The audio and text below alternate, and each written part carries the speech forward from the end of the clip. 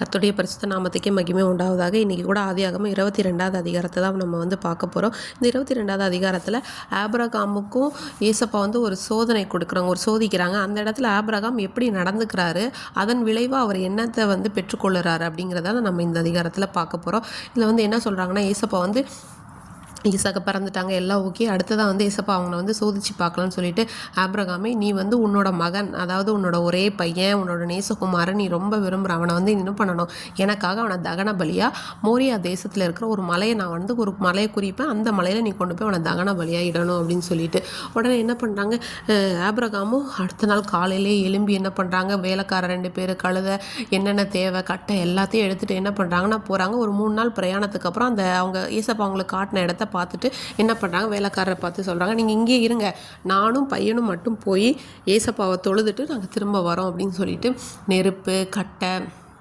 எல்லாத்தையும் எடுத்துகிட்டு போகிறாங்க. ஈசாக்கு தலைமையில் கட்டையெல்லாம் வச்சுட்டு கத்தி அதெல்லாம் எடுத்துகிட்டு போகிறாங்க. அப்போ ஈசாக்கு கேட்குறாங்க, அப்பா எல்லாமே இருக்குது, கட்டை இருக்குது, நெருப்பு இருக்குது, கத்தி இருக்கு, ஆனால் ஆட்டுக்குட்டி இல்லையே அப்படி கேட்குறாங்க. உடனே ஆபிரகாம் சொல்கிறாங்க, ஆட்டுக்குட்டி ஏசப்பா பார்த்துப்பாங்க, தகன பலிக்கான தேவையை அவர் பார்த்துப்பார் சொல்லிட்டு கூட்டிகிட்டு போகிறாங்க.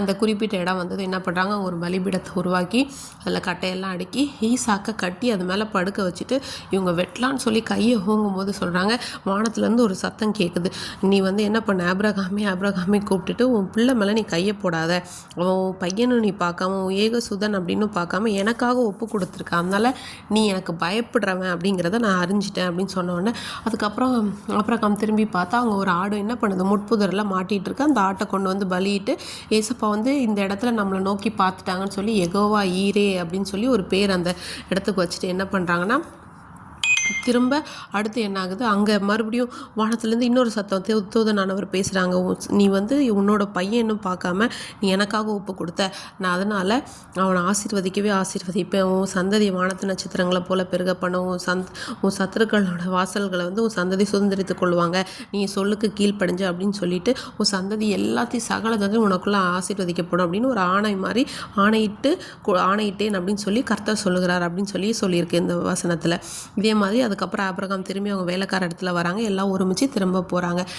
இந்த இடத்துல நம்ம பார்க்கணுன்னா 100 வயசு கழிஞ்சதுக்கப்புறமா ஆபிரகாமுக்கு ஒரு குழந்தை பிறக்குது. ஆனால் அவர் என்ன பண்ணுறார், ஏசப்போட வார்த்தைக்கு கீழ்ப்படிந்து அவருக்கு பயந்து அவர் சொன்னதை செய்பவர் அப்படிங்கிறத உணர்ந்ததுனால மட்டும்தான் என்ன பண்ணுறான்னா ஆபிரகாமால் அந்த விசுவாசித்து இருக்க முடிஞ்சது. அந்த ஈசாக்கு கூட அப்பா ஆட்டுக்குட்டி எங்கன்னு கேட்கும்போது அவரோட மனம் எவ்வளோ துடிச்சிருக்குள்ள, எவ்வளோ அழுதுருப்பார், எவ்வளோ கடந்து வந்திருப்பார்.